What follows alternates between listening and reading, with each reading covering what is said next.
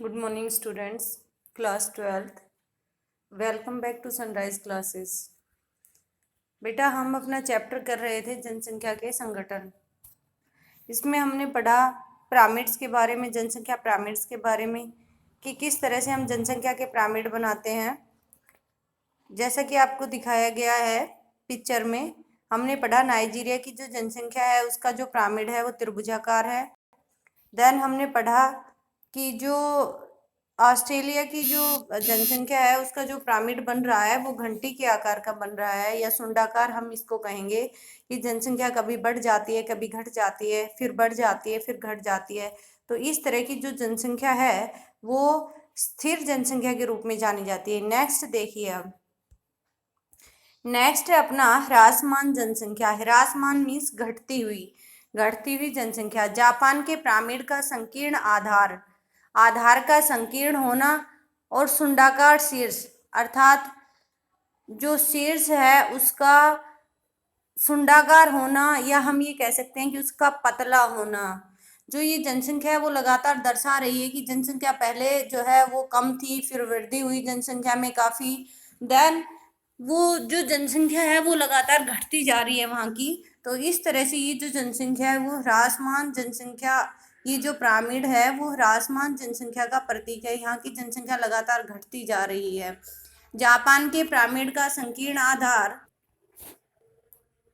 Japan के pyramid का जो आधार है वो संकीर्ण है और शीर्ष है जो शुंडाकार है, अर्थात लगातार ऊपर जो है की तरफ वो संकीर्ण होता जा रहा है, पतला होता जा रहा है। इन देशों में इस प्रकार के जो देश हैं, इसमें जापान का उदाहरण दिया है। यहाँ जो जनसंख्या का जन्म दर है वो निम्न है और मृत्यु दर है वो अधिक है। तो जो जनसंख्या वृद्धि दर है वो लगभग शून्य है, या हम कह सकते हैं कि ऋणात्मक है, या घट, हम ये कह सकते हैं कि वृद्धि दर की बजाय वहाँ पर जो है वो वृद्धि दर की अपेक्षा जो मृत्यु दर है वो अधिक मात्रा में है।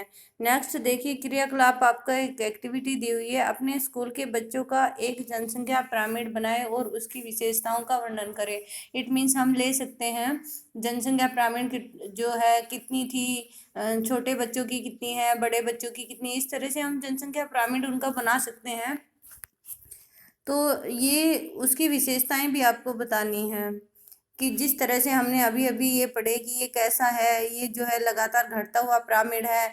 इसी तरह से इससे पहले हमने पढ़ा इसका आकार शंकु आकार है, कभी घट रहा है कभी बढ़ रहा है। इससे पहले हमने पढ़ा कि त्रिभुजाकार है, आधार इसका बहुत चौड़ा है, ऊपर की तरफ घटता हुआ जा रहा है। तो इस तरह से उसकी विशेषताएं भी हमें बतानी है। इसने बताया आपको कि एक्टिविटी में इस तरह का पिरामिड आपको बनाना है और उसकी विशेषताएं बतानी है। फिर है वृद्ध होती जनसंख्या। जनसंख्या का वृद्ध होना एक ऐसी प्रक्रिया है जिससे बुजुर्ग जनसंख्या का हिस्सा अनुपात की दृष्टि से बड़ा हो जाता है। जो वृद्ध जनसंख्या है उसकी जो संख्या है वो अनुपात की दृष्टि से काफ़ी ज़्यादा हो जाती है। ये 20वीं शताब्दी की नई परिघटना है और विश्व के अधिकांश विकसित देशों में उच्च आयु वर्गों में बढ़ी हुई जीवन प्रत्याशा के कारण जनसंख्या बढ़ गई है। जन्म दरों में ह्रास के साथ जनसंख्या में बच्चों का अनुपात घट रहा है। जन्म दर जो है वो घटती जा रही है, इसलिए जनसंख्या का जो अनुपात है वो छोटे बच्चों में जो है वो कम पाया जा रहा है कि हमारी जो जन्म दर है वो लगातार घटती जा रही है। जबकि जो बड़ी आयु के लोग हैं, अर्थात हम ये कह सकते हैं कि जो वृद्ध हैं उनकी जनसंख्या लगातार बढ़ रही है। लेकिन वर्तमान में मुझे लगता है कि ये जो है इस दशक में जो है वो काफ़ी गिरावट आएगी, क्योंकि कोरोना ने हमारे जो है अधिकतर जो वृद्ध लोग हैं उनको अपना शिकार बना लिया है। नेक्स्ट है ग्रामीण, ग्रामीण नगरीय संघटक। ग्रामीण नगरीय संगठन, जनसंख्या का ग्रामीण और नगरीय में विभाजन निवास के आधार पर होता है कि वो जहाँ पर निवास करते हैं, जिस तरह की वहाँ पर परिस्थितियाँ, उसके अनुसार उनको ग्रामीण और नगरीय में विभाजित कर दिया जाता है। यह विभाजन आवश्यक है क्योंकि ग्रामीण और नगरीय जीवन आजीविका और सामाजिक दशाओं में एक दूसरे से भिन्न भिन्न होते हैं। हम जानते हैं कि जो ग्रामीण जीवन है उसमें जो आजीविका का प्रमुख साधन है वो कृषि होता है। वहाँ की जो सामाजिक सामाजिक दशाएं हैं वहाँ पर जो है हम ये कहें कि निम्न स्तर का जीवन पाया जाता है, अच्छी उच्च शिक्षा सुविधाएं नहीं होती, स्वास्थ्य सुविधाएं नहीं होती। तो ऐसे क्षेत्र को ग्रामीण क्षेत्र कहते हैं। जहाँ नगरीय क्षेत्र है वहाँ जो लोग हैं आजीविका के लिए उद्योग धंधों या द्वितीयक क्रियाकलाप पर निर्भर करते हैं, और वहाँ पर उच्च स्वास्थ्य सुविधाएं होती हैं, शिक्षा सुविधाएं होती हैं, जल हम ये कहें कि सड़क परिवहन ये सब सुविधाएं अच्छी पाई जाती हैं वहाँ पर।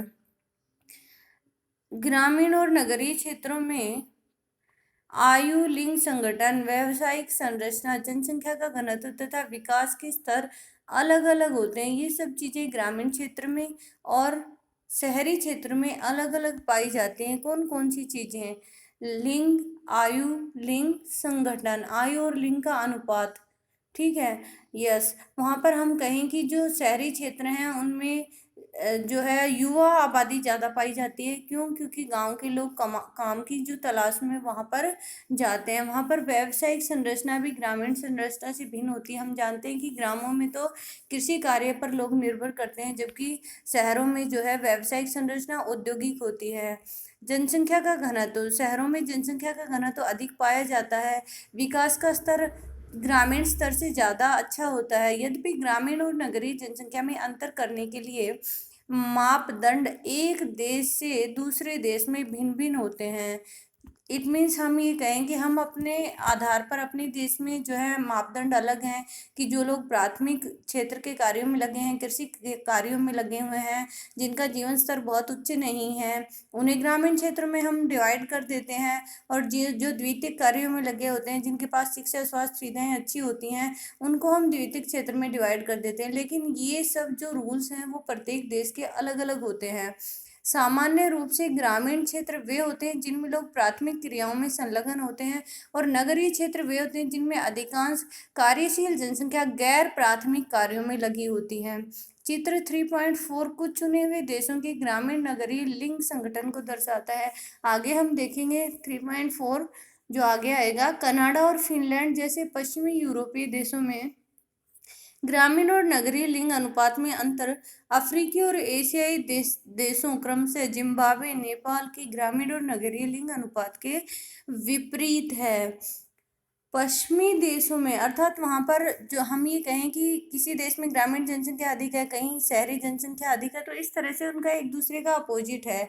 पश्चिमी देशों में ग्रामीण क्षेत्रों में स्त्रियों की अपेक्षा पुरुषों की संख्या अधिक है। जो पश्चिमी अपने देश हम कह सकते हैं, यूरोपीय जो देश हैं वहाँ पर जो ग्रामीण क्षेत्र हैं उनमें स्त्रियों की संख्या कम है, पुरुषों की संख्या अधिक है, जबकि नगरीय क्षेत्रों में स्त्रियों की संख्या पुरुषों की अपेक्षा अधिक है। नेपाल, पाकिस्तान, भारत जैसे देशों में इससे जस्ट विपरीत हम देखते हैं कि शहरों में जो है वो पुरुष अधिक पाए जाते हैं और गाँव में महिलाएं अधिक होती हैं।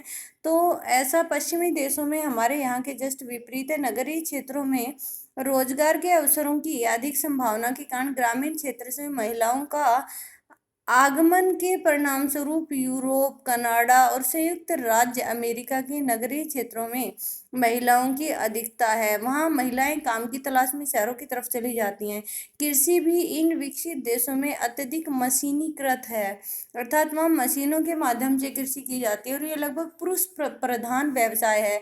वहाँ पर जो है अधिकतर कृषि कार्य पुरुष करते हैं, लेकिन हमारे यहाँ पर महिलाएं अधिक कृषि कार्यों में संलग्न रहती है। इसके विपरीत एशिया के नगरीय क्षेत्रों में पुरुष प्रधान प्रवास के कारण लिंग अनुपात भी पुरुषों के अनुकूल है।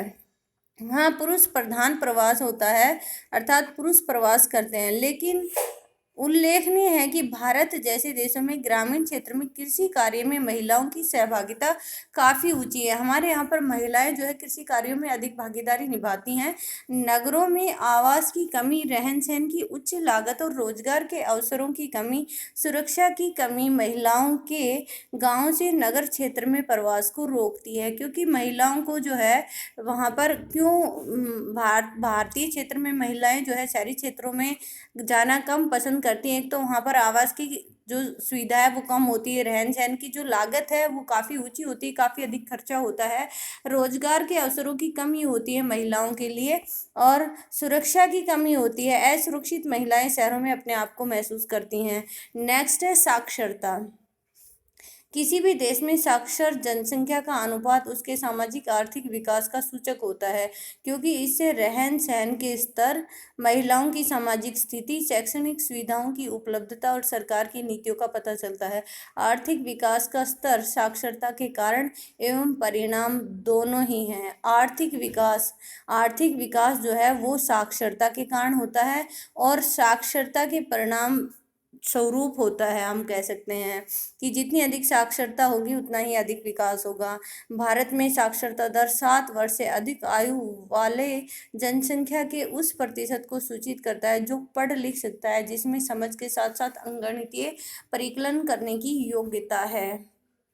अब यहाँ पर देखिए, यहाँ पर हमने जो ग्रामीण और नगरीय लिंग संगठन दर्शाया गया है भिन्न भिन्न क्षेत्रों का, और ये बताया गया है प्रति हजार पुरुषों की तुलना में स्त्रियों की संख्या।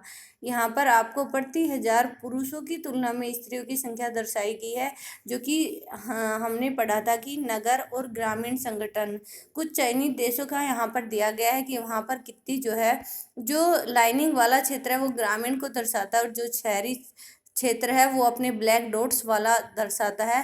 तो हम ये कहते हैं कि यहाँ पर जो ग्रामीण है वो कम है, शहरी जनसंख्या जो है वो ज़्यादा है। प्रति हजार पुरुषों पर महिलाओं की संख्या यहाँ पर दर्शाई गई है। यहाँ पर जो कनाडा है यहाँ पर भी जो ग्रामीण क्षेत्र में अधिक है और शहरी क्षेत्र में कम है। यहाँ पर ग्रामीण क्षेत्र में अधिक है, शहरी क्षेत्र में कम है। यहाँ पर ग्रामीण क्षेत्र में कम है और शहरी क्षेत्र में अधिक है। नेपाल में, फिनलैंड में फिर से जो ग्राफ है ग्रामीण क्षेत्र का वो ऊपर चला जाता है, एंड देन नेक्स्ट में न्यूजीलैंड में भी। तो इस तरह से हम देखते हैं कि भिन्न भिन्न क्षेत्रों में भिन्न भिन्न ग्रामीण और शहरी अनुपात पाया जाता है।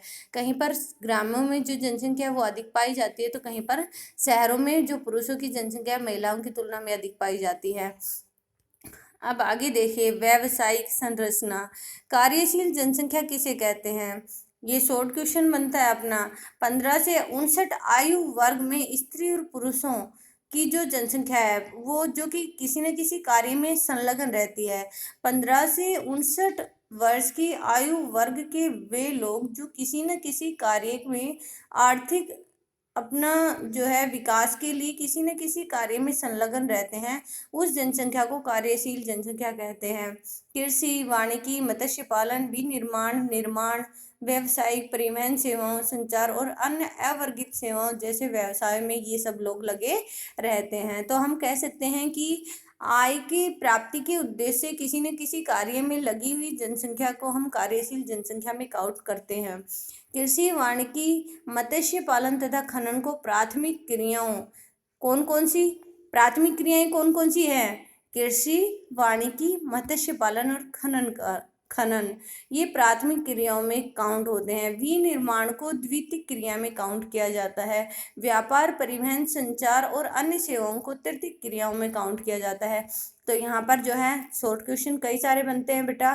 पहले तो कार्यशील जनसंख्या कौन सी है, दूसरा है अपना प्राथमिक क्रियाओं में कौन कौन से कार्य शामिल हैं, द्वितीयक क्रियाओं में कौन से कार्य शामिल है और तृतीयक क्रियाओं में कौन कौन से क्रियाकलाप शामिल हैं। नेक्स्ट देखिए, और अनुसंधान, सूचना प्रौद्योगिकी और वैचारिक विकास से जुड़े हुए कार्य को चतुर्थक क्रियाकलाप में वर्गीकृत किया जाता है। तो चतुर्थक क्रियाकलाप में कौन कौन से कार्य आते हैं वो भी हमारा हो गया है।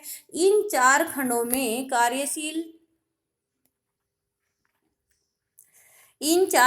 कार्यशील जनसंख्या का अनुपात किसी राष्ट्र के आर्थिक विकास के स्तर का एक अच्छा सूचक है। ये जो 4 हमने अपने जो है वो कार्यकलाप जो डिवाइड किए हैं, प्राथमिक स्तर, द्वितीयक स्तर, तृतीयक और चतुर्थक स्तर, इसमें बताया गया है कि इन चारों भागों में कार्यशील जनसंख्या का अनुपात किसी राष्ट्र के आर्थिक विकास को दर्शाता है। जितनी अधिक इन चारों भागों में, चारों क्रियाकलापों में जनसंख्या अधिक कार्यरत होगी उतना ही उस देश का विकास होगा। इसका कारण यह है कि केवल उद्योगों और अवसंरचना से युक्त एक विकसित अर्थव्यवस्था ही द्वितीयक, तृतीयक और चतुर्थक सेक्टरों में अधिक कर्मियों को समायोजित कर सकती है। यहाँ पर ये बताया गया है आपको कि केवल उद्योगों और अवसंरचना से युक्त विकसित अर्थव्यवस्था ही।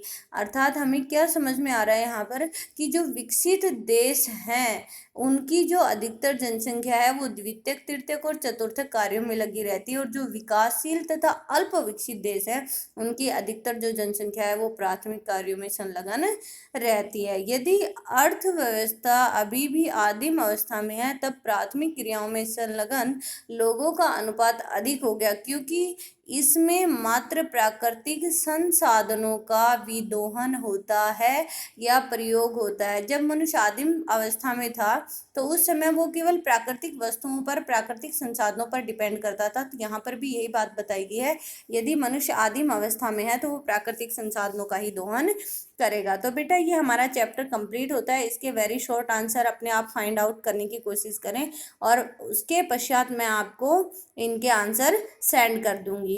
Thank you, have a nice day.